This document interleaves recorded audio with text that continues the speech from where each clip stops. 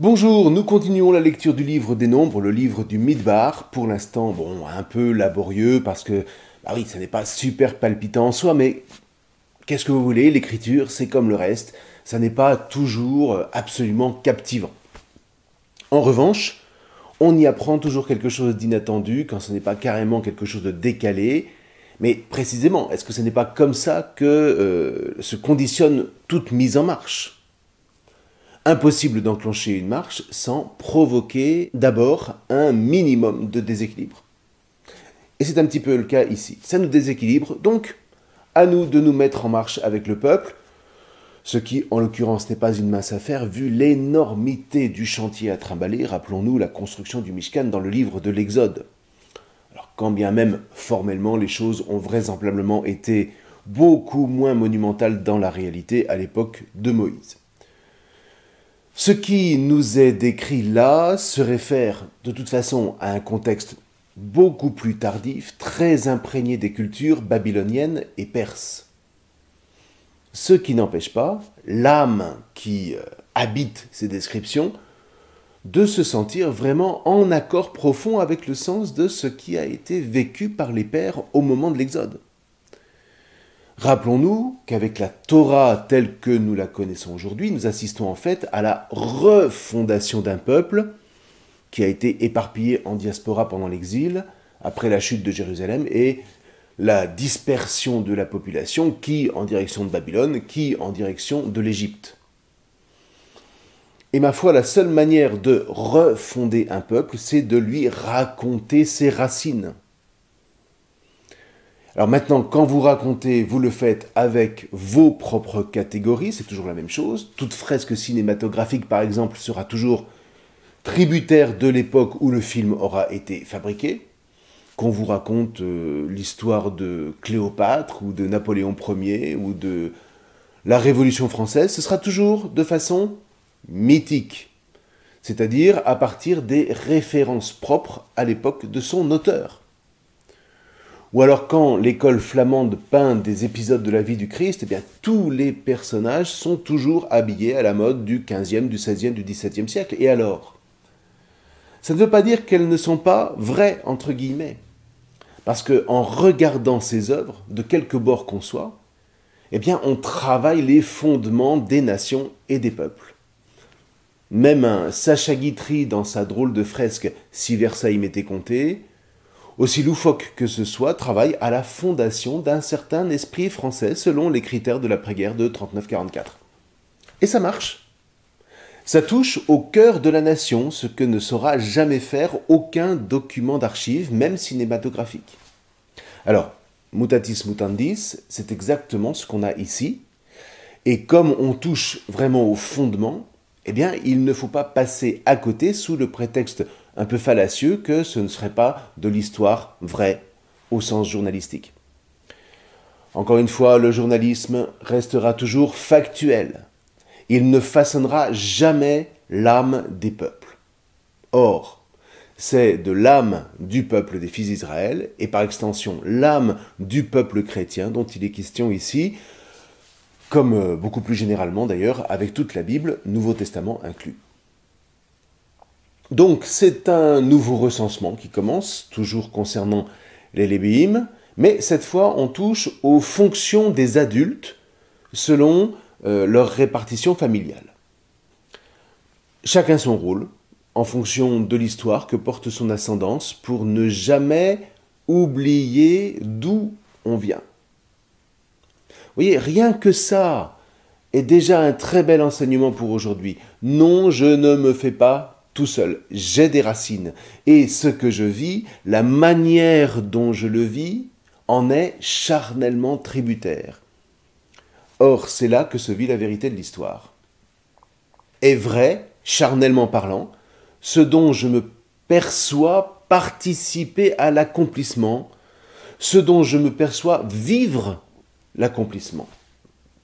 Choisis le chemin de la vie sera la conclusion de toute la Torah en Deutéronome chapitre 30, dans la mesure où sans ce choix de la vie, sans ce choix charnel d'une mise en chemin, nous restons aveugles à la vérité. Quand Jésus dit « Je suis le chemin, la vérité et la vie », mais il sait ce qu'il dit. Au point que si les chrétiens proposaient une vérité sans chemin de vie, mais ce serait ni plus ni moins des antéchrists.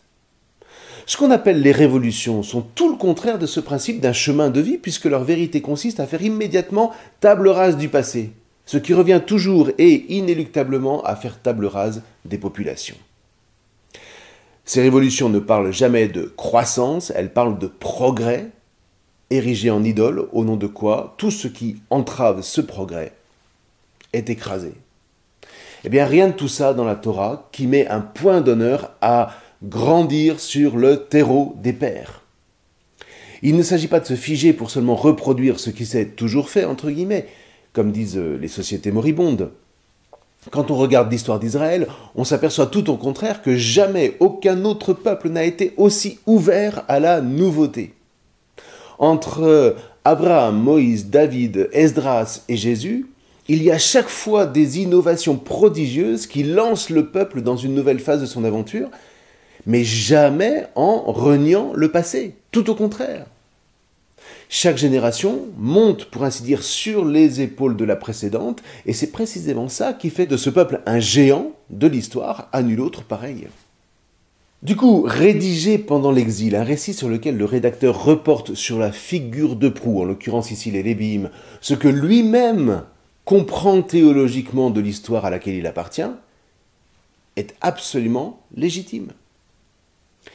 Ça relève même du devoir filial que de reconnaître en soi ce que ses pères ont implicitement porté en eux. Et du coup, cette histoire devient le lieu d'une véritable fierté qui consiste à recevoir en héritage le labeur des générations qui ont précédé.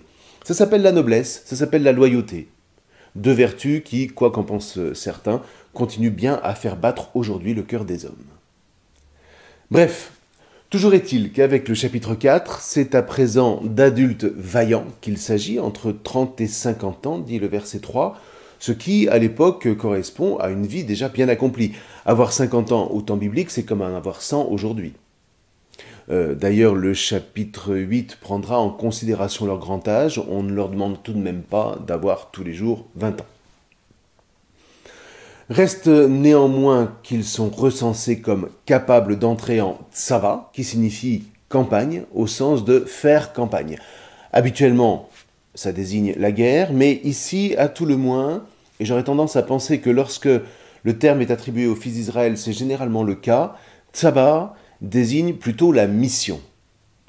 Donc, chaque tribu a une mission qui lui est propre au sein du peuple, et là, chaque famille de Lébim a donc une mission que seront chargés de mener à bien les hommes vaillants qui sont en leur sein. Alors ici, pas question d'enseigner, comme on a pu le voir auparavant, il s'agit surtout d'une main-d'œuvre sous la direction des prêtres pour démonter, transporter, remonter le tabernacle au gré des haltes sur le chemin qui mène en Canaan.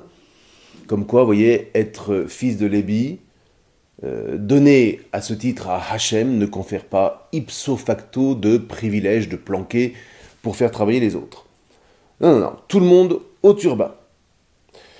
Alors sans doute, quand on lit Ézéchiel, que les Lébim ont plutôt eu, historiographiquement parlant, une sorte de statut de frères convers par rapport aux prêtres, pour prendre un parallèle appartenant à l'histoire des monastères en Europe.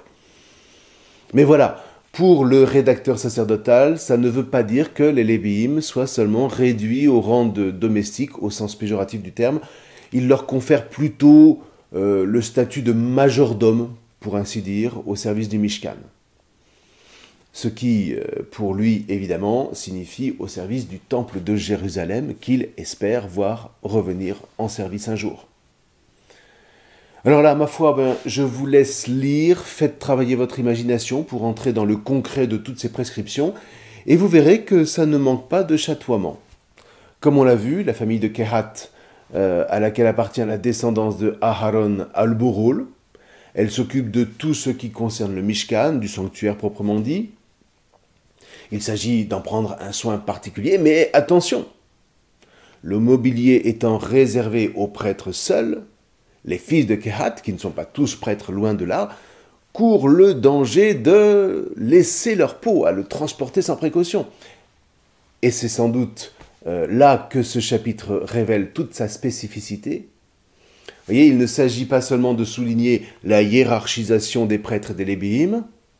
Ce chapitre montre, plus encore que les précédents, la grandeur de la sainteté de Hachem qui transparaît dans la sainteté de plus en plus nettement affirmée du sacerdoce et de l'arche d'alliance.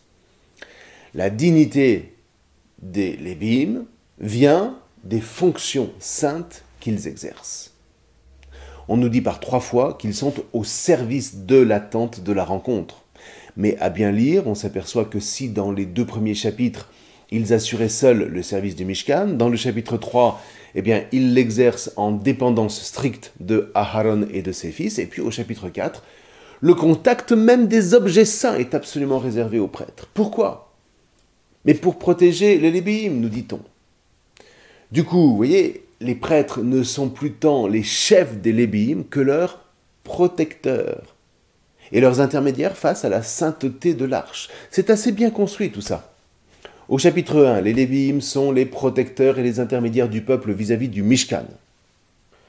Les lébéim camperont autour du Mishkan du témoignage et il n'y aura pas d'écume, sous-entendu d'écume de Hachem, contre la communauté des fils d'Israël, et les lébéim se chargeront de la charge du Mishkan du témoignage. C'était au chapitre 1, verset 53. Et au chapitre 4, on a Hachem parla à Moïse et à Aaron en disant « Ne retranchez pas le rameau des clans de Kehat du sein des lébéim.